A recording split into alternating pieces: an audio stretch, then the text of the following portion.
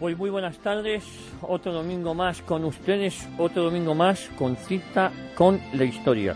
Como lo prometido es deuda, el domingo pasado comentábamos que hoy íbamos a hablar sobre el separatismo vasco.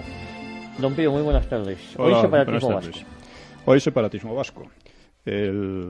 El domingo pasado estuvimos hablando de las raíces ideológicas del separatismo catalán, cómo han tratado de disimularlas, pero que básicamente son las mismas, porque sin esas raíces, sin esa pretensión de superioridad, que en el fondo es parte de una idea de superioridad racial, los separatismos quedarían muy flojos, muy diluidos.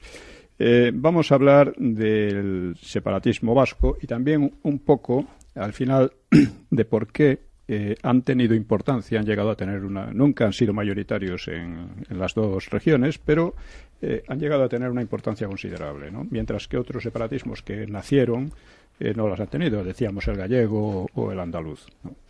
Pero los ha habido también en Canarias, en todas partes ha habido, vamos, hasta en Castilla. Y en Andalucía también. Y en Castilla, por supuesto, ¿no?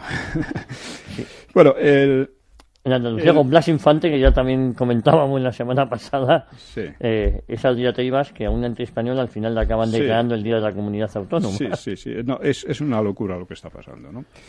Bueno, Sabino Arana tenía una idea muy precisa de lo que llamaba los maquetos y de los vizcaínos, como les llamaban. Decía, por ejemplo, el testimonio irrecusable de la teoría de Darwin, pues está en los maquetos, en los demás españoles, porque dice, más que hombres semejan simios, poco menos bestias que el gorila. No busquéis en sus rostros la expresión de la inteligencia humana ni de virtud alguna. Su mirada solo refleja idiotismo y brutalidad. Es una carta de presentación. Sí, es que empieza por ahí. Yo, si te parece, voy a saludar no la había saludado. No, la había saludado a Pedro Fernández Valvarillo, que también nos acompaña ahí. Pedro, ¿cómo estás? Hola, buenas tardes. Es que nos metemos ya en batería y nos olvidamos de todo, Pedro? Bueno, es que los pensamientos escogidos de Sabino Arana son atractivos. Empiezas con ellos y es que te pasas una tarde de lo más divertido. Ahora continuamos. Bueno, hay que decir que hace unos años yo di en la Universidad de Varsovia y en la de Cracovia una conferencia sobre los separatismos vasco y catalán, ¿no? Y la gente quedó muy sorprendida porque no era eso lo que esperaba y lo que creían. Pero eso tienen ideas muy equivocadas y las ideas muy equivocadas las sigue teniendo aquí la mayoría de la gente. Por eso es necesario explicar la base de todas estas cuestiones, ¿no? Y no quedarse simplemente en los detalles, en las últimas provocaciones o esto, ¿no? Es decir, hay que englobar eso en un contexto ideológico muy preciso, ¿no? Entonces, Sabino Arana, que creía que los españoles, los demás españoles, se parecían a los gorilas, pues, claro, se maravillaba él mismo, dice. Ante tan triste hecho, claro, el inteligente y virtuoso Arana clamaba entre asombrado y furioso, dice, euskerianos y maquetos forman dos bandos contrarios. Amigos son, se aman como hermanos, sin que haya quien pueda explicar esta unión de dos caracteres tan opuestos, de dos razas tan antagónicas. Y estas frases condensan el programa del separatismo. Sustituir la amistad y fraternidad entre los vascos y los demás españoles por una dura aversión hacia una raza inferior. Así que advierte porque los vascos, la mayoría, entonces no le hacían el menor caso, ¿no? Entonces advierte al vasco que es renuente a su mensaje. Dice, si el maqueto, penetrando en tu casa, te arrebata a tus hijos e hijas para quitar a aquellos su lozana vida y prostituir a estas, entonces no llores. Había que hacerle... Sabino Arana, aparte de escribir artículos y columnas y todo tipo de pensamientos disparatados, también se dedicó a catequizar a sus seguidores, entonces muy pocos, a través del teatro. Escribió varias obras de teatro que se representaban en los nacientes bachoquis, y una de ellas se titulaba De fuera vendrá quien de tu casa te echará, y consistía precisamente la trama en esto, en que venía un maqueto de Burgos que se hacía con un puesto en la Diputación que se hacía también con la hija de un vizcaíno de pro, y los hijos de estos vizcaínos tenían que emigrar fuera de su tierra a ganarse la vida. También aparecía un gallego que hacía de correveilille, de mensajero, que era literalmente retrasado mental. O sea, además lo llaman así, que el gallego era poco menos que un oso torpe. Y curiosamente el nacionalismo gallego está muy supeditado al nacionalismo vasco. Sí. Así José Manuel Beiras no tuvo empacho en recibir el premio Sabino Arana de la fundación que lleva el nombre del fundador del PNV, y pese a todo, a que este hombre, Sabino Arana, decía todo esto y peores cosas de los gallegos. Sí. Bueno, aunque nos suenen a disparates, la verdad es que hay que tomarlos en consideración porque han tenido y tienen mucha influencia, ¿no? Según Sabino Arana, la raza vizcaína era la nación más noble y más libre del mundo. Dice, singular por sus bellas cualidades, pero más singular aún por no tener ningún punto de contacto o fraternidad ni con la raza española, ni con la francesa, ni con raza alguna del mundo. Sí, bueno, es asombroso, pero esto puede calar, ¿eh? Claro. Y aunque el vasco corriente no difiere físicamente del español de otras regiones, pero, decía él, aquella raza sufría humillada, pisoteada y escarnecida por España, esa nación enteca y miserable. Por tanto, fulminaba a sus paisanos. Habéis mezclado vuestra sangre con la española o maqueta, os habéis hermanado y confundido con la raza más vil y despreciable de Europa. Así que, decía, era antes vuestro carácter noble y altivo, a la vez que sencillo, franco y generoso, y hoy vais haciéndoos tan viles y pusilánimes, tan miserables, falsos y ruines como vuestros mismos dominadores. Concluye él con una generosidad y nobleza muy particulares. Esto no se trata de desabruptos ocasionales, sino que es la línea permanente. Y como veíamos la semana pasada, es muy, muy parecida a la de los separatistas catalanes. Sí, también esa supremacía racial de estas esas pretensiones razas, y tal. Sí. Y luego tiene un toque mesiánico todos estos, ¿no? Sí, completamente. Tiene una versión radical, claro, a España. Dice, si a esa nación latina la viésemos despedazada por una conflagración intestina o una guerra internacional, lo celebraríamos con fruición y verdadero júbilo. Claro, es lógico porque dice, aborrecemos a España no solamente por liberal, sino por cualquier lado que la miremos. Está claro, es decir, hay todo un programa, un programa de acción, ¿no? Que luego siguieron mejor o peor, ya veremos cómo, ¿no? Y por otra parte, después de la raza era fundamental, después lo más importante era el vascuence. El idioma. Dice. Le llama, él hablaba y escribía en español, que era su lengua materna, claro, y además el vascuence nunca llegó a hablarlo bien, dice. Le llama al vascuence broquel de nuestra raza y contrafuerte de la religiosidad y moralidad de nuestro pueblo, pues donde se pierde el uso del euskera se gana en inmoralidad. Por eso, dice, tanto están obligados los vizcaínos a hablar su lengua nacional como a no enseñársela a los maquetos españoles. Nada, por tanto, de moralizar por vía lingüística a los maquetos, ¿no? Claro, no le interesaba. Dice, muchos son los euskerianos que no saben euskera. Malo es esto. Son varios los maquetos que lo hablan. Esto es peor. Y hasta la Segunda Guerra Mundial, el vascuence era denominado comúnmente el idioma racial en la literatura nacionalista, ¿no? Pero lo importante, por encima de todo, era la raza misma, de modo que en el caso, dice él, en el caso muy improbable de que nuestros invasores aprendieran el euskera, hombre, hay que decir que el vascuence, o sea, toda la cultura vasca de cierto nivel está toda en castellano prácticamente. El vascuence es un idioma muy complicado de hablar y hasta muy variado, casi de valle a valle, pero fuera de eso, los vascos, cuando han querido escribir, lo han hecho tradicionalmente casi exclusivamente en castellano. Hay que tener en cuenta también que los mismos vascos se consideraban castellanos en otras épocas, ¿no? Sí, sobre todo en la zona de Vitoria, ¿no? Dice, muy vinculado. Pero ¿hasta dónde llega? Dice, si nuestros invasores aprendieran el euskera, tendríamos que abandonar archivando cuidadosamente su gramática y su diccionario y dedicarnos a hablar el ruso y el noruego. Es que, vamos a ver, las diatribas... Sí, en fin... Pero, claro, se encontró con muchos problemas porque de repente se dio cuenta de algo extraño.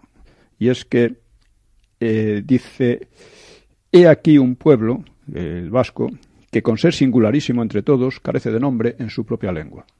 Existía el tradicional Euskal Herria o Euskal Herria, que es un neologismo del siglo XVI, pero a Arana le parecía inservible. Así que inventó otro, que es Euskadi. Euskadi, pues, conservaba la raíz eusko, relacionada al parecer con Ekuski, el del sol, indicando procedencia oriental, veneración del sol como la obra más benéfica del creador. Idea remitente otra vez a la exclusividad y preeminencia, claro, de la raza vasca. El filólogo vasco Jon Juaristi observa que el término es un dislate, compuesto de una absurda raíz eusko, con Z, extraída de euskera, euskal, etc., a la que Arana hace significar vasco, y del sufijo colectivizador ti-di usado solo para vegetales. Euskadi se traduciría literalmente por algo parecido a bosque de euskos, cualquier cosa que ello sea, dice Juaristi. Unamuno criticó la grotesca y miserable ocurrencia de un menor de edad mental, así lo llamaba, que equivaldría a cambiar la palabra España por españoleda, al modo de Pereda, Robreda, etc. Pero en cambio a los separatistas les entusiasmó. Uno de ellos, que se llamaba Guileor, que fue diputado y tal, decía: el anhelo de la raza más vieja de la tierra se condensa maravillosamente en una sola palabra, la que no acertó a sacar durante 40 siglos nuestra raza del fondo de su alma, palabra mágica creada también por el genio inmortal de nuestro maestro con mayúsculas, dice Euskadi. Pedro, estamos ante unas diatribas, un mensaje político muy directo, la superioridad de la raza, la utilización del idioma, no es nada nuevo, ¿no?, en los nacionalistas. No es nada nuevo. También hay que añadir que Arana tenía como gran impulso de su movimiento separatista lo que él llamaba el servicio a Dios. O sea, él quería separar a los vizcaínos en concreto y a los vascos en general de una España que consideraba liberal y degradada. Una España, como decía también una frase divertidísima, decía: si queréis conocer la moral del liberalismo, visitad los lupanares, los casinos y las cárceles. Los hallaréis siempre llenos de liberales. Entonces, igual. Pero los dos nacionalismos empiezan a expandirse, tanto el vasco y el catalán, con motivo del 98. O sea, el desastre que se produce cuando se pierden Cuba y Filipinas. Sí, ese pesimismo. Efectivamente. Y ese sentimiento de, bueno, el barco se hunde, vamos a meternos en un bote salvavidas y allá se las compongan. Esa es la sensación. Y luego el elemento racista que contienen ambos nacionalismos, pues era algo muy frecuente en aquella época. Sobre todo después de la derrota de Francia ante los prusianos de Bismarck y de los Hohenzollern, que es cuando se empieza a hablar de que las razas latinas están en decadencia frente a las poderosas razas germánicas y nórdicas que dominaban entonces el mundo a través del Imperio Británico y del Imperio Alemán. Uh-huh. Bueno, quiero señalar esto. O sea, como dijimos el otro día, a partir de la Segunda Guerra Mundial, esto de hablar en estos términos de raza y tal, pues... Era muy habitual. O sea, después de la Segunda Guerra Mundial... Antes, dejó de ser políticamente correcto. Claro, dejó de ser... O sea, el PNV, por ejemplo, entró en la Internacional Democristiana, que en fin, parece que acepta cualquier cosa. Sí. Bueno, también estuvo Convergencia, si no me equivoco, ¿no? Bueno, es que no, estuvo Unión Democrática, sí. Que era el partido fundado democristiano. Lo malo es que el PNV estuvo en París en la fundación de la Internacional Democristiana, porque claro, se inspiraba entonces en ese momento el PNV era un partido confesionalmente católico y muy clerical. Y entonces los partidos democristianos entonces en Italia, en Alemania, lo aceptaron con los brazos abiertos. En Francia, pues claro, se juntaron. Es que hay que tener en cuenta que en época de entreguerras hay sectores dentro de la Iglesia, como el sacerdote italiano Luigi Sturzo, que promueve el Partido Popular, que nos suena el nombre, ¿verdad?, como alternativa, como posibilidad para hacer política dentro de los sistemas democráticos. Y entonces esto que queda apartado en los años 20 y 30 debido al triunfo de las ideas corporativas y fascistas, después de 1945, es la alternativa que les queda a sectores católicos para entrar en política. Lo que está claro es que a partir del 45 ya no está políticamente correcto o aceptado hablar de la raza. No, por eso insisten sobre todo en la lengua, tanto en Cataluña como en Vascongadas, insisten sobre todo en la lengua, porque lo consideran la clave de lo que llaman el hecho diferencial. Ellos son diferentes y, por supuesto, superiores. Y es por la lengua. Es el idioma, la lengua es claro, o sea, porque tratan de decir que el castellano, que allí se habla desde hace siglos mayoritariamente, que lo sigue hablando muy mayoritariamente la gente, también en Cataluña, pues que es un idioma invasor, que es un idioma enemigo. En Cataluña dicen el idioma propio es el catalán. Eso quiere decir que el idioma castellano, español común, es un idioma extranjero o algo por el estilo, ¿no? Y es el idioma más hablado en Cataluña y es el idioma en que se ha escrito lo más y seguramente lo mejor de la literatura catalana. Pero se llega a estos extremos en gran medida porque no han encontrado una réplica adecuada. También hablábamos el otro día de la cuestión de los apellidos, que por supuesto, para Sabino Arana y demás eran muy importantes, ¿no? Entonces, aunque tanto en Vascongadas como en Cataluña los apellidos más frecuentes con gran diferencia son los comunes en todo el resto de España, exactamente, pues, sin embargo, ellos han procurado siempre catalanizarlos no ya catalanizarlos, sino han procurado siempre que los dirigentes, la capa dirigente de los partidos, tenga apellidos no comunes, que no sean los del pueblo, vamos a decir. Entonces forman una especie de oligarquía con sus apellidos que son un poco el broche de la superioridad. Aunque admiten, no tienen más remedio, porque si no en un sistema democrático se hundirían, quedarían 4, admiten a gente y además tratan de catequizar a los inmigrados, ¿no? A los gente de otro origen, ¿no? Gallegos, andaluces, murcianos, etcétera, ¿no? Con el tema, la pretensión de que ellos en Cataluña y en Vascongadas han sido acogidos como hermanos y les han dado el pan que no les daban en sus regiones, es decir, lo que ellos llaman en España, ¿no? O sea, esta es un poco la mentalidad que tratan de introducir y a veces con éxito, porque vemos que a veces entre los más forofos del separatismo están lo que llamaban charnegos o lo que llaman maquetos, que intentan adecuarse a la raza superior. Vale. Que no se dice raza superior, pero es lo que está ahí. Bueno, es que dijo Unamuno en 1908, esto ya hace ya más de 100 años, en un análisis genial del nacionalismo vasco sobre el predicamento que empezaba a tener, que dice que el favor se debe a que, ante todo y sobre todo, a que es una doctrina de una simplicidad horrible y al alcance de las inteligencias más modestas. Se basa en una serie de prejuicios, leyendas, afirmaciones gratuitas, errores históricos, sociológicos y etnológicos. Su fuerza consiste no en desarrollar argumentos, sino en repetirlos. Y su fuerza consiste sobre todo en la casi total carencia de sentido crítico de parte de los que exponen y de parte de los que reciben la doctrina. Yo creo que esto es fundamental. O sea, si te ofrecen la posibilidad de estar entre la clase superior, la clase que está por encima de todo, del bien y del mal, que no tiene culpa de nada, ya sabemos, España nos roba, estamos oprimidos desde hace 300 años, y a cambio de eso solo se te pide un acto de fe, una manifestación de adhesión a este credo, pues los trepas o bien las mentes débiles pues, dirán que ¿por qué no? Fíjate, yo quería preguntar, saliéndonos, claro, Vascongadas ha dado un gran número de marineros, de conquistadores que llevaban escritores, la palabra España como bandera. Sí, bueno, pero vamos a ver, eso está claro y no hace falta insistir en ello. Sí. El hecho real es que digamos, hay que tener en cuenta, estos señores, Sabino Arana y los otros, se enfrentaban con una situación muy poco propicia a ellos, Ellos mismos lo decían. Cambó decía, bueno, nadie compartía nuestras ideas en el 98.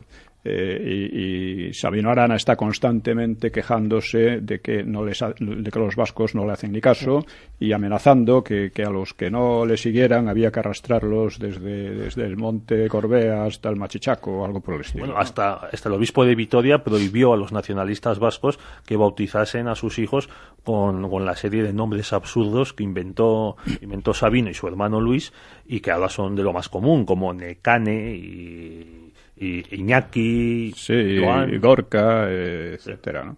Es decir, los nombres llamados vascos, que ahora no son vascos, es decir, no son de tradición vasca, son inventos de estas personas para diferenciarse. O sea, es la obsesión de diferenciarse. Fíjate, y yo no demostrar sabía, que ellos diferenciarse y que son superiores. Estos nombres que suenan tanto como Walkan, Enconi, Iñaki, que además se han propagado afuera de... Sí, vamos. Todo eso son invenciones de hace muy poco tiempo. Y son igual que la palabra Euskadi, ¿no? Son invenciones que no responden a una tradición. Además, es grotesco, porque, claro, según ellos, lo suyo es lo más antiguo, es lo más auténtico. La bandera tampoco es una invención de hace un poco más de 100 años. Hombre, es una mala copia de la bandera inglesa. Pero la primera institución... británica, no inglesa. Sí, de la Unión Jack. Sí. Eso es, sí. La primera institución que engloba a los 3 territorios vascos por encima de la corona de Castilla y luego la corona de España es la Real Sociedad Vascongada de Amigos del País, que es del siglo XVIII. Sí. Antes no había ningún elemento y ninguna institución que uniese a las 3 provincias vascas, no digamos ya Navarra, como algo propio. Incluso, si me permites añadir, en el momento en el que Fernando el Católico invade Navarra para anexionarla a la corona de Castilla, no a la de Aragón, los guipuzcoanos y los alaveses participan en la batalla y atacan con gran alegría a los navarros. Incluso los guipuzcoanos ganan en la batalla del puerto de Velate unos cañones que luego aparecen en su escudo y posteriormente el PNV ha eliminado del escudo de Guipúzcoa esos cañones. Claro, o sea, es un poco para hacer olvidar la historia y crear otra historia distinta, ¿no? Realmente los guipuzcoanos y alaveses pues luchaban por Castilla y de hecho se habían separado de Navarra voluntariamente para unirse con Castilla. Pero en fin, esto son cosas que ya digo podemos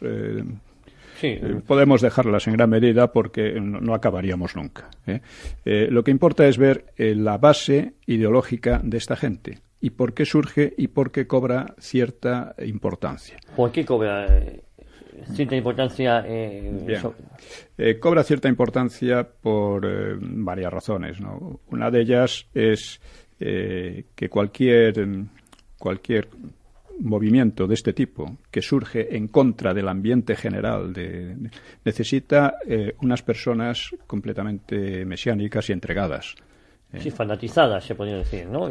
Bueno, que creen digamos en la causa que creen radicalmente en la causa. Decíamos que, por ejemplo, Vicente Risco y otros en Galicia no creían demasiado. Pero Sabino Arana, Prat de la Riba y Cambó sí creían. Bueno, Cambó hasta que se dio cuenta de que aquello era muy peligroso, ¿no? Y efectivamente, esta es una de las causas. O sea, gente tan entregada no la encontramos en Galicia, ni en Andalucía, ni en ningún otro sitio. Claro, esto es importante, pero no es fundamental. Es quizá más fundamental el que, como decía Pedro, con el 98 encontraron un ambiente más propicio. Porque caldo de cultivo, el 98 fue una derrota, claro, que se interpretó también como la superioridad de la raza anglosajona sobre la latina. Y fue una derrota que sobre todo causó una crisis moral, más que económica, porque económicamente España salió muy bien. Se libró entre otras cosas, de la sangría que era la guerra de Cuba, ¿no? Que, por cierto, dice Cambó también, la llegada de capitales catalanes, porque en Cuba había mucho capital catalán, que eran además los más drásticos contra la autonomía de Cuba, ¿no? Y además los más partidarios de la esclavitud, que allí tardó en abolirse, ¿no? Bueno, pues llegan, o sea, estos capitales, dice Cambó, pues dieron a muchos catalanes la impresión del nuevo rico, de que estaba muy bien y que España, en fin, parecía que le sobraba, ¿no? A muchos de ellos. Y bueno, esta es una de las causas. Otra causa muy importante es, en mi opinión, la principal, es que el 98 produjo el regeneracionismo. Uh-huh. El regeneracionismo es el equivalente a nivel de España del separatismo vasco y catalán. Los regeneracionistas afirmaban que la historia de España había sido una enfermedad. Eso lo decía textualmente Ortega y Gasset. Venía a decirlo también Costa, lo vemos también en Azaña, lo vemos en muchos, ¿no? De tal manera... En Américo Castro, por supuesto, ¿no? Que se inventan una nueva historia de España, ¿no? Hay un librito de Ortega, España invertebrada, que es una serie de disparates, No mucho peor que las de Sabino Arana y compañía, ¿eh? O sea que... Sí, por eso digo que estamos hablando de personajes Sí. muy dispares, ¿no? Muy Claro. dispares luego. Claro, la diferencia es que, porque además es obvio que los separatistas vascos y catalanes se encontraban con una paradoja. Tenían que despreciar a sus pueblos, porque durante siglos no solo habían estado, según ellos, bajo el yugo español, sino que en el colmo de la abyección se habían considerado ellos mismos españoles. Entonces, tenían una historia absurda. Bueno, los regeneracionistas decían que eso pasaba en toda España. Claro, eso, desde el punto de vista del discurso, le daba a los separatistas un arma enorme, Claro. ya que España es, en fin, tan mala y ha tenido una historia tan anormal como vosotros decís, vamos a separarnos de ella. Que vosotros la vais a regenerar, bueno, pues allá vosotros. Pero no nos interesa regenerarla con vosotros. Efectivamente. Es decir, había un ataque casi permanente. Es decir, que estos regeneracionistas sí que también, voluntario e involuntariamente, colaboran con... Sí, involuntariamente, pero hay una diferencia, porque digamos que Arana o Prat de la Riba o Cambó, estos se centran mucho claro, en su trabajo, se centran muchísimo en su trabajo, mientras que Ortega, Costa y estos, pues eran unos señores que renegaban de la Restauración, que era un régimen de libertades en el cual vivían y prosperaban, y lo que aspiraban y lo que eran realmente eran funcionarios de esa restauración. Es decir, eran gente que querían hacer su oposicioncita, ponerse, o sea, asegurarse una vida cómoda. Y luego para soltar esas historias. Es decir, ellos no iban a regenerar nada. Les faltaba ese elemento que es muy esencial, ¿no? Sí, que es la convicción y la capacidad de sacrificarse y de luchar de verdad por esas ideas. Entonces lo que hacían era simplemente crear una disolución de la idea de España, que claro, Menéndez Pelayo estaba asustado, ¿no? Él dice, estos gárrulos sofistas están destruyendo todo lo que es valioso en España, ¿no? Decía, presenciamos el lento suicidio de un pueblo que, engañado por gárrulos sofistas, emplea en destrozarse las pocas fuerzas que le restan. Dice, hace espantosa liquidación de su pasado, escarnece a cada momento las sombras de sus progenitores, huye de todo contacto con su pensamiento, reniega de cuanto en la historia hizo de grande, arroja a los cuatro vientos su riqueza artística y contempla con ojos estúpidos la destrucción de la única España que todo el mundo conoce, la única cuyo recuerdo tiene la virtud bastante para retardar nuestra agonía. Un pueblo viejo no puede renunciar a su cultura sin extinguir la parte más noble de su vida y caer en una segunda infancia muy próxima a la imbecilidad senil. Estas palabras son muy acertadas y vemos que lo que está pasando ahora se parece mucho a esto. Fíjate, Pedro, comentaba, Pedro, como Menéndez Pelayo ya se da cuenta de esta situación contra personas que los llamados regeneracionistas, como Ortega y Gasset, que nos sorprende, ¿no? Pues es que también hay que tener en cuenta que los nacionalismos crecen que debido... involuntariamente se ha hecho mucho daño por parte de gente que a lo mejor no era nacionalista de per se, ¿no? Pues sí, por eso quería poner el ejemplo de las circunstancias políticas que en Madrid que beneficiaron el auge de estos nacionalismos. Por ejemplo, el caso típico es el de que la dictadura de Primo de Rivera infla al PSOE contra la CNT, que le causaba mucho más miedo al poder, sobre todo al empresariado catalán o los pistoleros de la CNT y de la FAI en Barcelona, que los socialistas, que estaban domesticados y eran muy pequeños. Pero es que también el PN... No eran tan pequeños ya, ¿eh?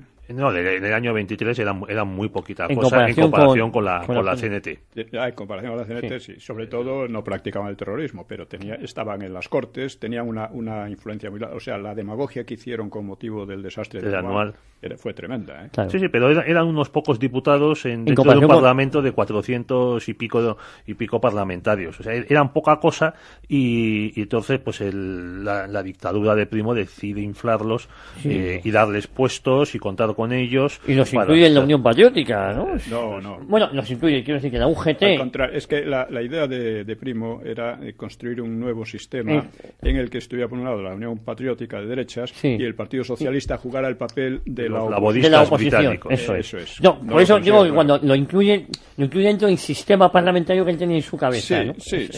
A eso un sistema parecido, ¿no?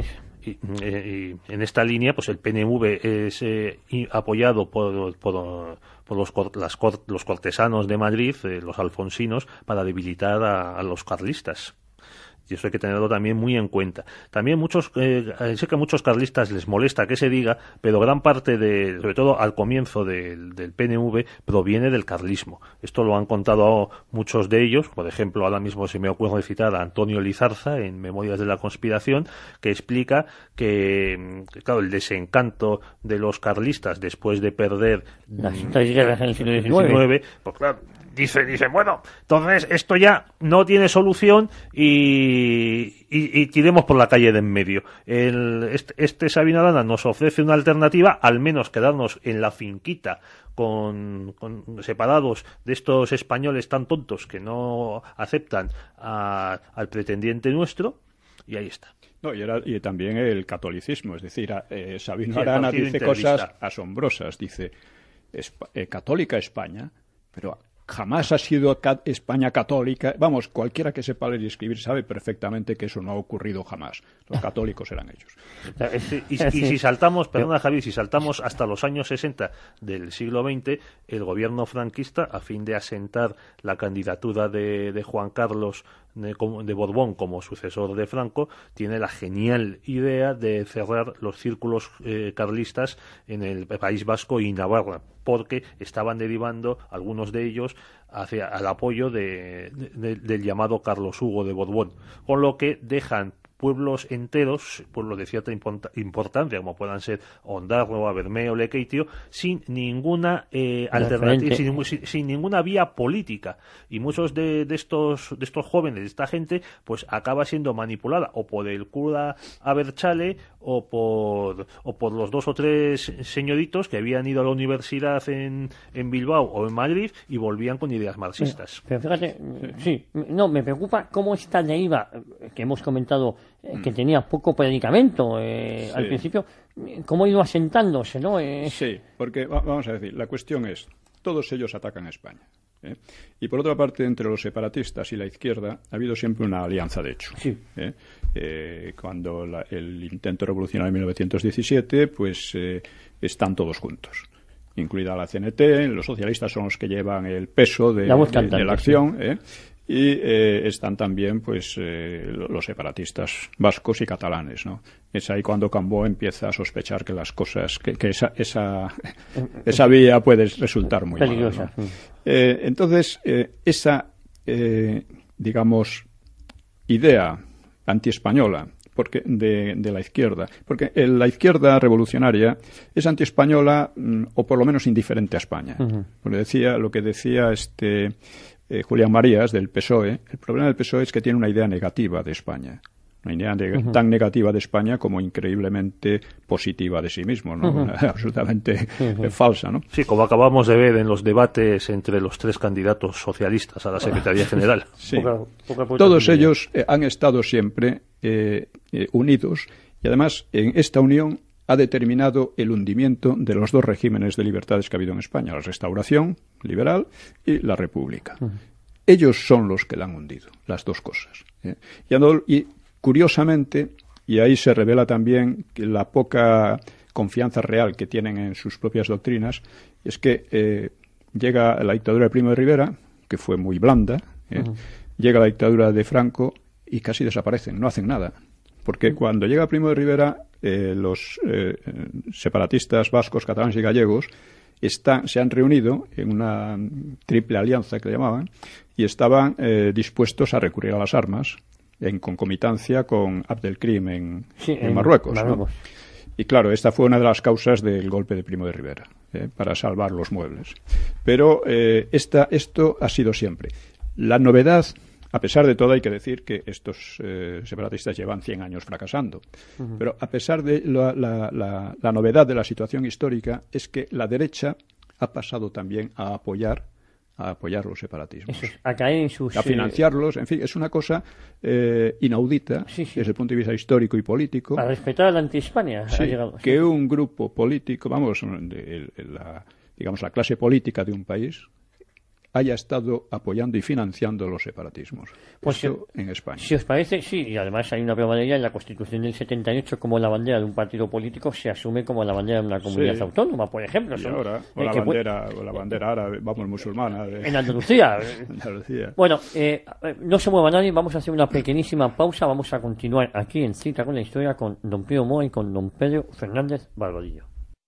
Marsamar. Pues continuamos aquí en este apasionante programa con don Pío Moa, con don Pedro Fernández Barbadillo, analizando los orígenes, la ideología y su progreso sobre el separatismo vasco. Antes de continuar, sí que me gustaría, ya que tenemos aquí a dos autores de referencia, por ejemplo, Pedro Fernández Barbadillo, que nos comentes tu obra. ¿Qué libros has escrito sobre el nacionalismo vasco, sobre el separatismo? Y además tienes una anécdota que te pasó con Aitor Esteban, un diputado, en el 2004, si no me equivoco, sí, presentaste. Sí. Bueno, pues escribí un libro que enfoca el nacionalismo vasco desde una perspectiva diferente, que es el sentido del humor. Lo titulé Vocabulario con B y con K para hablar con nacionalistas vascos, nacionalistas con Z de nazi y vascos con B y con K, como lo escriben ellos. O sea, vocabulario para hablar con nacionalistas vascos en la editorial Altera. Altera, ¿y qué tratas en el libro? Altera.net, lo pueden encontrar a través de la página web. Pues lo que hago es recopilar citas de los nacionalistas y darles un tono de humor. Pues mire, por ejemplo, Araba. Pues tercera persona del singular del pretérito imperfecto del verbo arar y también significa Álava en vascuence. Por ejemplo, Eguíbar Joseba, uno de los vascos más valientes que han existido, ya que ETA no le da tanto miedo como a la mayoría de sus compatriotas. La frase que le ha permitido entrar en la historia es: temo más a España que a ETA. Y que también nos sirve para hacernos una idea de cómo son. Y para acabar, Orduña, nuevo nombre de la única ciudad del señorío de Vizcaya, Orduña. Pronúnciese como si se estuviese saliendo de un largo periodo de estreñimiento. Oye, ¿qué te pasó cuando presentaste este libro? Pues la presentación del libro estaba aprobada en la Biblioteca Nacional para abril de 2004 y se produjo el atentado del 11M y lo que vino después a continuación. Cambió el gobierno, pero el acto, como estaba programado, se celebró con asistencia generosa de público y fue cubierto por la prensa y, sin embargo, pues al PNV le sentó muy mal, porque todo lo que sea para los nacionalistas, que los demás nos reíamos de ellos y les pongamos en ridículo, como tienen esta soberbia, pues digamos que les molesta mucho. Entonces un diputado del PNV, Aitor Esteban, al que se le vio pegar hace años, cuando era jovencito y estaba haciendo méritos, se le vio pegar por Bilbao carteles contra el diario El Correo Español, diciendo que no había que comprarlo porque era el diario de Franco, por cierto. Bueno, pues Aitor Esteban presentó una interpelación a la ministra de Cultura, Carmen Calvo, el dinero público no es de nadie, preguntándole que cómo se había permitido en una institución pública que se presentase este libro que iba contra la España plural. Hay que decir que Carmen Calvo se portó como un ajabato y dijo que, bueno, que a fin de cuentas el acto estaba ya programado y que ellos no tenían ninguna culpa. Eso de defender la libertad de expresión de los ciudadanos españoles que les pagamos a través de nuestros impuestos los sueldos tanto a Aitor Esteban como a Carmen Calvo, pues se ve que no estaba a su alcance. Eso es lo que decía Pío, cómo la dejada de funciones por parte de la derecha ha ido ganando terreno en el nacionalismo. Este caso es colaboracionismo de la izquierda del PSOE con el nacionalismo vasco. Sí, y a Pío le quería preguntar sobre sus obras que hacen referencia tanto al separatismo vasco como catalán. Bueno, creo que no hay ninguna obra que analice, que explique la historia, analizándola, de estos dos separatismos en relación con la evolución de la historia de España. Yo escribí hace años una historia chocante, o sea, los nacionalismos vasco y catalán en el siglo XX, y últimamente he escrito centrándome a partir de la guerra, ¿no? O sea, los nacionalismos vasco y catalán en la guerra, el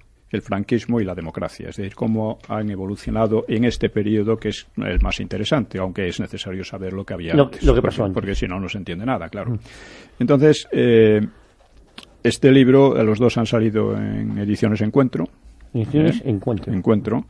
E insisto que un enorme problema que tiene este país es el desconocimiento de la historia, por un lado, y las ideas falsas que tiene sobre este problema y otros muchos problemas, pero este que es el mayor problema que tiene España en la actualidad, que puede llevar a la destrucción de la obra de 500 años, ¿no? de historia. Entonces, pues eso. El hecho de que no haya otros libros que lo analicen de esta manera indica también la inanidad cultural que predomina en este país hoy por hoy, ¿no? Comentábamos cómo la derecha ha sido cómplice de cierta manera con estos nacionalismos, ¿no? Con Ha su sido comprensión. cómplice a partir de la transición, a partir de Adolfo Suárez. Antes no.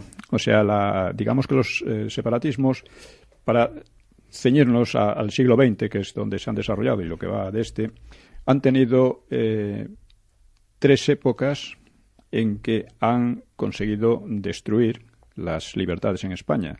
La tercera es esta, que la están consiguiendo en gran medida, ¿no?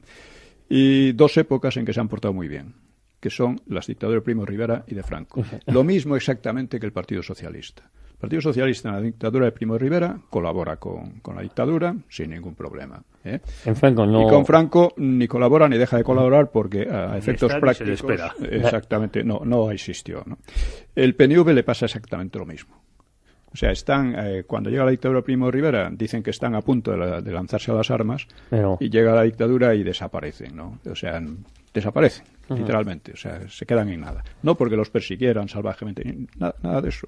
Es más, la propaganda separatista, nacionalista en los 2 sitios, igual que la anarquista, igual que la comunista, era completamente libre.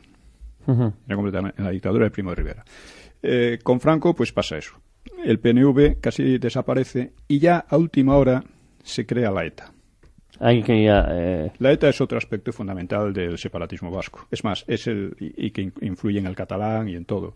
La ETA, inconfesadamente, la ETA ha sido la clave de gran parte de la política que se ha hecho desde Suárez. Oye, la ETA, si no me equivoco, es el año 59 o final del 59, el primer asesinato. Es en el 61. No, creo que es el 59, el primer asesinato, que dejan una maleta con explosivos, un paquete con explosivos en la consigna de autobuses de San Sebastián, explota y mata a una niña tenía 1 año o poco más. Que fue valientemente, como fue costumbre en ETA durante mucho tiempo, pues fue un atentado no reivindicado, al igual que el Correo de Aragón o que el atentado en la calle del Correo de Madrid, cometido con cobertura del Partido Comunista de España en Madrid, entre ellos Genoveva Forest. Bueno, pues fíjate, yo quería preguntaros, nace la ETA como movimiento de liberación vasco, según se autodenominan, y es curioso cómo la izquierda, que hasta ese momento siempre había tenido, es verdad, ciertas alianzas con el separatismo, es algo incomprensible, porque la izquierda no deja de ser un ente nacional, ¿no? Pero ¿cómo ven a estos asesinos como camaradas? Sí, bueno, hay que ver una cosa. La única oposición real que tuvo el franquismo fue el Partido Comunista. Eso está claro. La única desde el principio al final. Sí. Hubo cosas ocasionales de anarquistas, luego en la última época los grupos maoístas, que eran también comunistas, etcétera, ¿no? La ETA también se declaraba comunista, o por lo menos marxista. Sí. ¿No? Y esta es la única oposición real. Entonces el Partido Comunista lo que trataba era de estimular los separatismos como una manera o sea, cualquier cosa que pudiera socavar al franquismo, el Partido Comunista trataba de apoyarla. Ahora, a pesar de eso, no había casi nada. Pero en el 68 es cuando aparece de verdad la ETA. Porque hasta entonces la ETA era un grupillo más de los muchos que había por allí que casi nadie le prestaba mucha atención. Ellos mismos lo decían, ¿no? Con el asesinato de Militón Manzanas, quizás. No, de Pardines, de un guardia civil de tráfico. Sí. Esto, vamos a ver, es muy importante verlo porque en aquel momento el asesinato terrorista era visto por toda la oposición como una manera de atacar al franquismo. Y en ese sentido le parecía muy bien. Es decir, la ETA, en cuanto empieza a asesinar de verdad, que es en el 68, ya solo quedaban 7 años de franquismo, cuando empieza a asesinar, de repente recibe el apoyo, la ayuda moral y muchas veces material de comunistas, de los pocos socialistas que había, de toda la oposición, fueran pequeños o grandes grupos, del gobierno francés, del gobierno argelino, del gobierno cubano, Es decir, todos estos... De algunos sectores de la Iglesia Católica. Por supuesto, de gran parte del clero vasco, y no solo del vasco, no solo del vasco. Porque, por lo visto, pensaban que contra el franquismo valía todo, y además porque tenían la ilusoria idea de que la ETA, en definitiva, eran unos chavales pues arriscados y tal, pero como aventureros, ingenuos, políticamente ingenuos, y que en cuanto el franquismo desapareciera, se iban a ir con sus pistolas a su casita y dejarles a ellos que hicieran la política. Estaban convencidos de eso, Es decir, y ellos se las daban de listos y maquiavélicos, ¿no? Entonces, conviene ver cuál es la ideología de la ETA. La ETA es, dentro del separatismo vasco, es algo nuevo porque es izquierdista y marxista. Claro, es lo que te iba a decir, que esa alianza, entre comillas, del PNV, cuando esta es ultracatólica y derecha, y ETA se considera marxista, aunque tiene ese factor católico, también es una contradicción en sí misma. Sí, empieza siendo católico radicalizado, de esos que había también por entonces, ¿no? Bueno, como los montoneros argentinos, por ejemplo, que venían de círculos católicos y patrióticos del peronismo. ¿No? Sí. Fijaros como el ambiente que tenían, que era también muy difícil, porque tampoco había separatismo entonces. Dice, en sus periódicos originales, dice: con ocasión del verano, toda Euskadi se engalana para recibir a los turistas. En vez de recibir a pedradas o a tiros a los extranjeros que frivolizan ante un pueblo que agoniza, dice, en vez de machacar a golpes a los turistas españoles y franceses, qué triste espectáculo, por doquier folclore vasco, qué horror. Mientras tanto, el país desaparece y se consuma con alegría incomprensible nuestro propio genocidio. He aquí a nuestro pueblo, mientras se le asesina, sonríe y agasaja. O sea, esta cosa en sí misma es tan demencial, pero ellos pensaban así, ¿no? Bueno, recordemos que Franco iba a veranear a San Sebastián hasta, no sé cuál fue el último año de veraneo, sería el 72, 74, pero Franco veraneaba en San Sebastián sin que le pasase nada. No, y era muy bien acogido. Y gran parte de la élite madrileña también iba a San Sebastián, a Fuenterrabía, a Zarautz, a Cestona, y no les pasaba nada. Es más, no hay más que ver vídeos de aquella época de cómo recibían a Franco en Bilbao, por ejemplo. En Bilbao, yo tengo un vídeo. Una cosa extraordinaria, ¿no? Bueno, y más curioso todavía es que la dotación del Azor estaba formada por marineros gallegos y vascos. Sí. Bueno, para la ETA, como lo mismo que Sabino Arana y el PNV, pues la cuestión del idioma era radical. Ellos decían, hay que rechazar visceralmente, vomitar la lengua española, servidora del genocidio, dicen. Un vasco para el cual el problema del euskara no es decisivo es un traidor. Un patriota vasco que no habla euskera es un tipo de idiota que debe desaparecer. Estas son expresiones de la ETA en sus momentos iniciales, ¿no? Sí. Es decir, ellos mismos no hablaban vasco casi ninguno. Además, la actualidad incluso, y en la transición, los mítines de HB, que es el embrión de todo esto, vamos, en la rama política, todos eran en... Pero claro, como tenían un componente católico, tenían cierto escrúpulo ante el asesinato, ¿no? Entonces, Madariaga, que es uno de los fundadores, decía, le explicaba así: cuando una masa de 500 vascos sea capaz de manifestarse pública y silenciosamente, callaré. Pero mientras solo sea un puñado de patriotas los que tengan que hacer todo, pues claro, se justificaba el terrorismo, ¿no? Dice, es que el pueblo vasco está dispuesto en bloque, o al menos una gran parte de él, a lanzarse a la lucha por su libertad. ¿No están siendo nuestros hermanos de Soria, Carabanchel y Martutene, se refiere a las prisiones, víctimas de un horrible pecado colectivo de su propio pueblo? Y concluía, además, dice, no somos nosotros quienes provocamos la violencia. Hombre, entonces, ¿quién? Porque además la técnica era acción, represión, más acción. Es decir, hay un toque de victimismo, ¿no? En todo el nacionalismo también. Pero era real, porque en aquel momento casi nadie les hacía caso. Y otro ideólogo, Krutwig, fíjate cómo instruía para el terrorismo. Dice, para nosotros nuestra verdad es la verdad absoluta, que no permite duda ni oposición y justifica la eliminación de los enemigos virtuales o reales. Proponía la intimidación y el terrorismo contra jueces y demás empleados públicos, la voladura de cuarteles, especialmente cuando estén llenos de tropas. Los policías que hasta hoy han torturado a los detenidos vascos deberán ser pasados por las armas o degollados. Es recomendable siempre que se pueda, emplear el degüello de estos entes infrahumanos. Cuando Cuando ello no represente ningún peligro para el guerrillero, estos torturadores deberán ser eliminados por medio de la tortura. No se deberá nunca dudar en exterminar a los familiares de los torturadores y a los agentes de la autoridad civil y militar. Estas frases están escritas en 1962, 6 años antes del primer asesinato de ETA. Sí, pero todo esto influía y creaba una mentalidad realmente salvaje. Fíjate, querías, Pedro, recordar que un día como hoy se asesinó a Miguel Ángel Blanco precisamente por la ETA. Sí, cierto.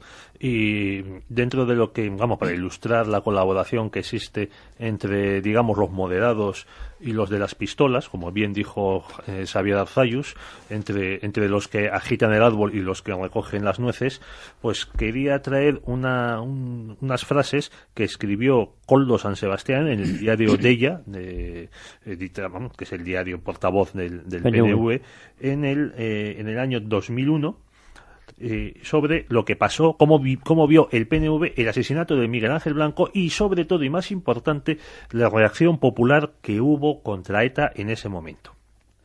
Cito: días después del asesinato de Miguel Ángel Blanco, centenares de militantes del PNV nos reunimos en asamblea para ver cómo afrontábamos la brutal campaña mediático-política que se había desatado contra nosotros. O sea, ETA secuestra a este chico, lo mata, y hay que ver qué malos son los de Madrid que lanzan una campaña mediática política contra nosotros. Bueno, es que todos ellos se consideran hermanos, ¿no? En las asambleas se produjeron momentos muy tensos. Recuerdo que Koldo San Sebastián habla de que él participó en ellas. Había quien pensaba que efectivamente sin ETA nos convertiríamos en una fuerza vulgar. Para quien conozca un poco la historia del PNV, se vivieron los momentos más críticos desde 1936, incluso más críticos que los de la última escisión, la de Carlos Garaikoetxea, a mediados de los años 80. Así se comportaba el PNV en 2001. O sea, para ellos, ETA, a esas alturas, ya con la democracia, la Constitución, la autonomía, el autogobierno, el estatuto, ETA seguía siendo fundamental para no ser una fuerza vulgar, es decir, para ser una fuerza privilegiada, como suele decir Pío, ante Madrid. Nos quedan 4 minutos, Pío. Bueno, podríamos hablar mucho más, digamos que cuando es interesante ver cómo fue un poco el asesinato aquel primero, ¿no? Lo cuenta Iñaki Sarasqueta, que acompañaba al asesino, que era Xavi, o sea, Javier Echevarrieta, ¿no? Dice: iban en un coche robado cuando el guardia civil José Antonio Pardines les paró. Supongo que se dio cuenta de que la matrícula era falsa. Nos pidió la documentación y dio la vuelta al coche para comprobar si coincidía con los números del motor. Xavi me dijo: si lo descubre, lo mato. No hace falta, contesté, lo desarmamos y nos vamos. No, si lo descubre, lo mato. Salimos del coche. El guardia nos daba la espalda de cuclillas mirando al motor. Sin volverse empezó a hablar. Esto no coincide. Xavi sacó la pistola y le disparó. El guardia cayó boca arriba. Xavi volvió a dispararle 3 o 4 tiros más. Había tomado centraminas y quizá esto influyó. Los dos se refugiaron en casa de un cura, pero Echevarrieta, en quien la euforia provocada por las centraminas había cedido al pánico, insistió en marcharse. Salimos de la casa y nos detuvo una pareja de la Guardia Civil. Los dos llevábamos una pistola en la cintura. Primero me cachearon a mí y no la notaron. Recuerdo que Xavi lanzó un rugido. Y después, una escena típica del oeste, de las que a ver quién tira primero. El Guardia Civil disparó antes que yo y salí corriendo. No supe en ese momento que Xavi había muerto. Sarasqueta fue detenido poco después, le sería conmutada la pena de muerte. Bueno, pues porque toda esta historia sirvió para que curas y toda la gente convirtiera al Xavi Echevarrieta, que era un tío drogado en aquel momento, en una especie de héroe increíble, ¿no? Dio lugar a homilías en las iglesias, etcétera, ¿no? Y luego un resultado, una venganza, fue el asesinato de Melitón Manzanas, que es curioso porque Iñaki Sarasqueta decía: tenía fama de torturador, pero yo creo que se valía más de su fama que de la tortura real. Es decir, era una mezcolanza. Y desgraciadamente la ETA ha influido en toda la política española. Podremos hablarlo en otra ocasión. Vamos a hablarlo de una manera decisiva, porque es muy importante. Yo recuerdo que hace unos años, cuando se propuso dar una medalla a todas las víctimas del terrorismo, el Partido Comunista de España, a través de Izquierda Unida, se negó a darse a Melitón Manzanas. Claro. Así o estos también aplaudieron el asesinato de Carrero Blanco, por ejemplo. Estos apoyaban cualquier asesinato que ellos creyeran que perjudicaba al franquismo. Bueno, uno de los asesinatos más crueles que cometieron los eternas fue el de 3 chicos gallegos que antes de morir Franco, que pasaron de San Sebastián a Francia, pues, a pasar la tarde, y los confundieron con policías, los secuestraron los etarras, los llevaron a una finca desconocida, les torturaron, hay quien dice que incluso a uno de ellos le sacaron los ojos con un destornillador, los asesinaron y enterraron los cuerpos. Es decir, esto que dicen que se atribuye por parte de las madres de la Plaza de Mayo a los militares argentinos durante la Guerra Sucia. Es decir, este crimen sin resolver, del que todavía no han aparecido los cuerpos, ni por el que nadie ha pedido perdón, ni por el que no hay nadie condenado, pues ahí sigue, impune. No han pedido perdón por ninguno.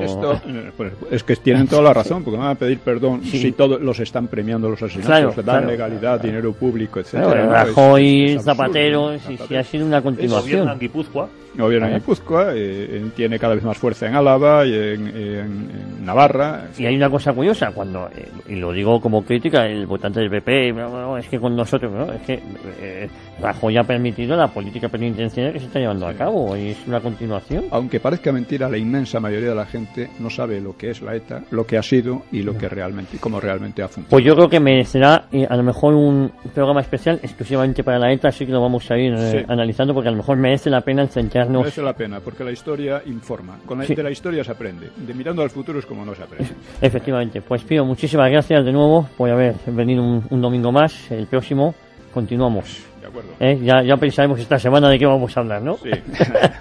Pedro Fernández Barbaría, pues lo mismo. Nada, muchísimas gracias por haber venido. Por contar conmigo. Hasta luego. No, como siempre. Y a todos ustedes, muchísimas gracias por seguirnos y decirles que, si Dios quiere, Dios mediante, nos escuchamos aquí el próximo domingo en Cita con la Historia. Muchas gracias.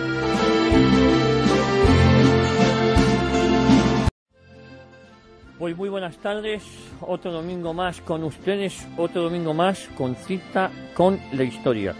Como lo prometido es deuda, el domingo pasado comentábamos que hoy íbamos a hablar sobre el separatismo vasco.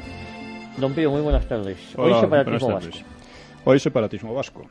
El domingo pasado estuvimos hablando de las raíces ideológicas del separatismo catalán, cómo han tratado de disimularlas, pero que básicamente son las mismas, porque sin esas raíces, sin esa pretensión de superioridad, que en el fondo es parte de una idea de superioridad racial, los separatismos quedarían muy flojos, muy diluidos.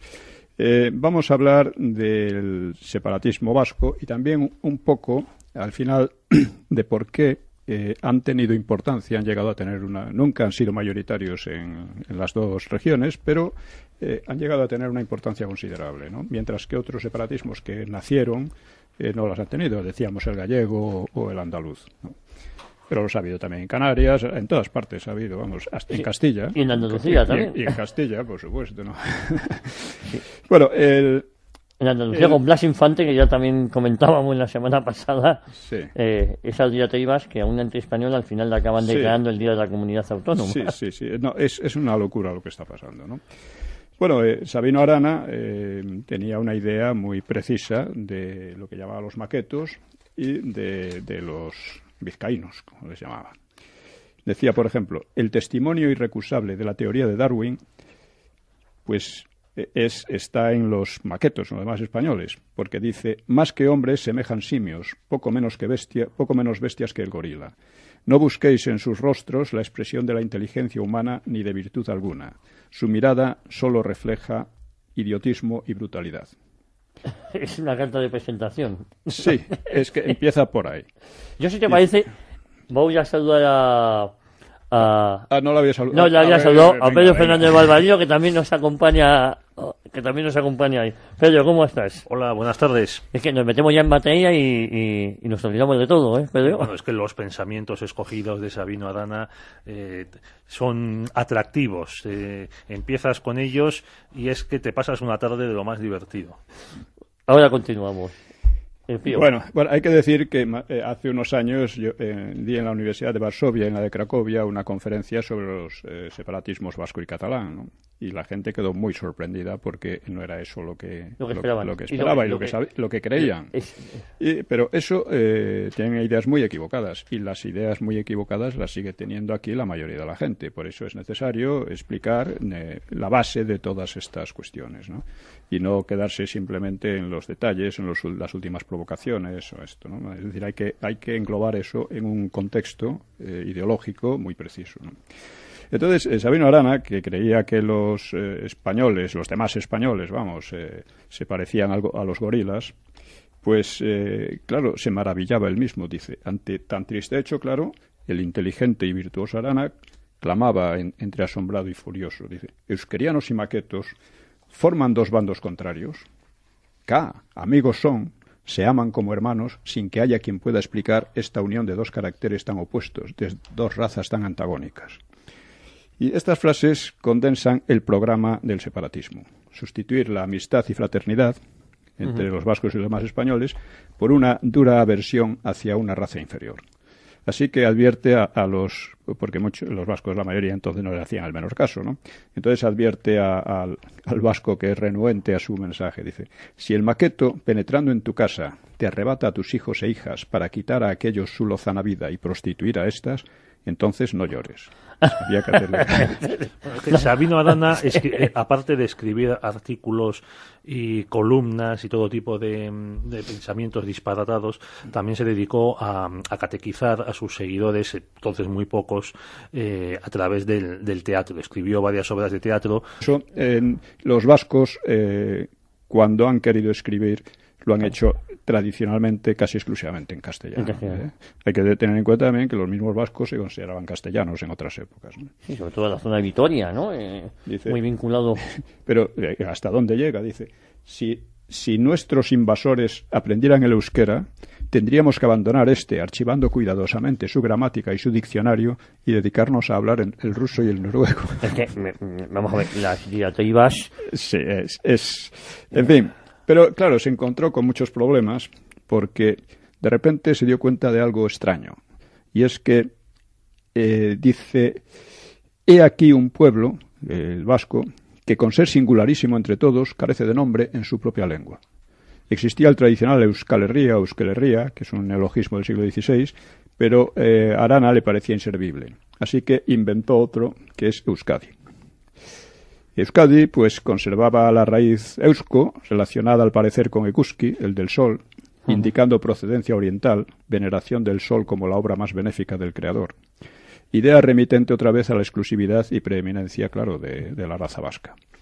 El filólogo vasco Jon Juaristi observa que el término es un dislate, compuesto de una absurda raíz eusko, con z, extraída de euskera, euskal, etc., a la que Arana hace significar vasco, y del sufijo colectivizador ti-di usado solo para vegetales.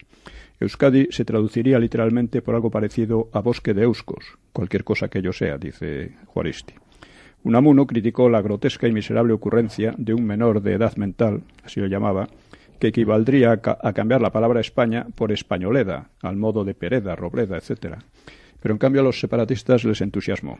Uno de ellos, que se llamaba Guileor, que fue diputado y tal, decía: el anhelo de la raza más vieja de la tierra se condensa maravillosamente en una sola palabra, la que no acertó a sacar durante 40 siglos nuestra raza del fondo de su alma. Palabra mágica creada también por el genio inmortal de nuestro maestro con mayúsculas, diseñadores.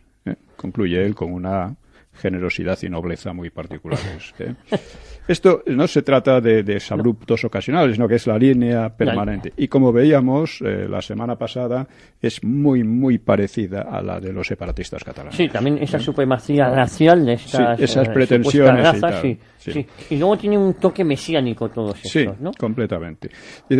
Tiene una versión radical, claro, a España. Dice, si a esa nación latina la viésemos despedazada por una conflagración intestina o una guerra internacional, lo celebraríamos con fruición y verdadero júbilo.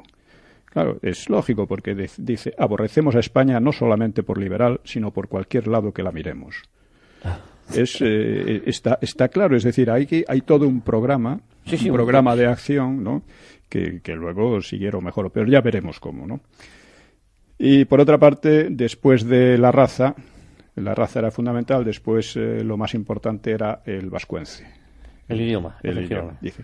Y le llama... Él hablaba y escribía en español, que era su lengua materna, claro, y además el vascuence nunca llegó a hablarlo bien, dice. Le llama al vascuence broquel de nuestra raza y contrafuerte de la religiosidad y moralidad de nuestro pueblo, pues donde se pierde el uso del euskera se gana en inmoralidad. Por eso, dice, tanto están obligados los vizcaínos a hablar su lengua nacional como a no enseñársela a los maquetos españoles. Nada, por tanto, de moralizar por vía lingüística a los maquetos, ¿no? Claro, no le interesaba. Dice, muchos son los euskerianos que no saben euskera. Malo es esto. Son varios los maquetos que lo hablan. Esto es peor. Y hasta la Segunda Guerra Mundial, el vascuence era denominado comúnmente el idioma racial en la literatura nacionalista, ¿no?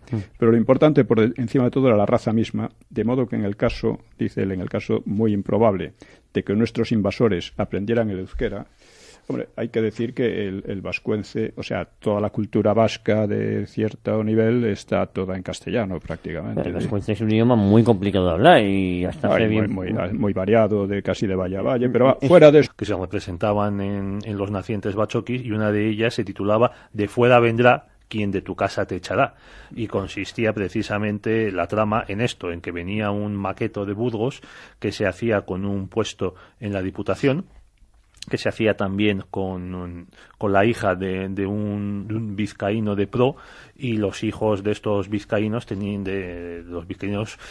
que emigrar fuera de su tierra a ganarse la vida. También aparecía un gallego que hacía de correveilille, de mensajero, que era literalmente retrasado mental.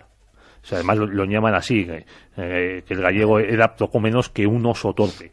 Y curiosamente el nacionalismo gallego está muy supeditado al nacionalismo vasco. Sí. Así José Manuel Beiras no tuvo empacho en recibir el premio Sabino Arana de la fundación que lleva el nombre del fundador del PNV, y pese a todo, a que este hombre, Sabino Arana, decía todo esto y peores cosas de los gallegos. Sí.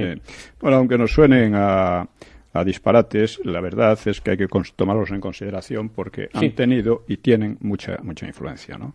Según Sabino Arana, la raza vizcaína era la nación más noble y más libre del mundo. Dice, singular por sus bellas cualidades, pero más singular aún por no tener ningún punto de contacto o fraternidad ni con la raza española, ni con la francesa, ni con raza alguna del mundo.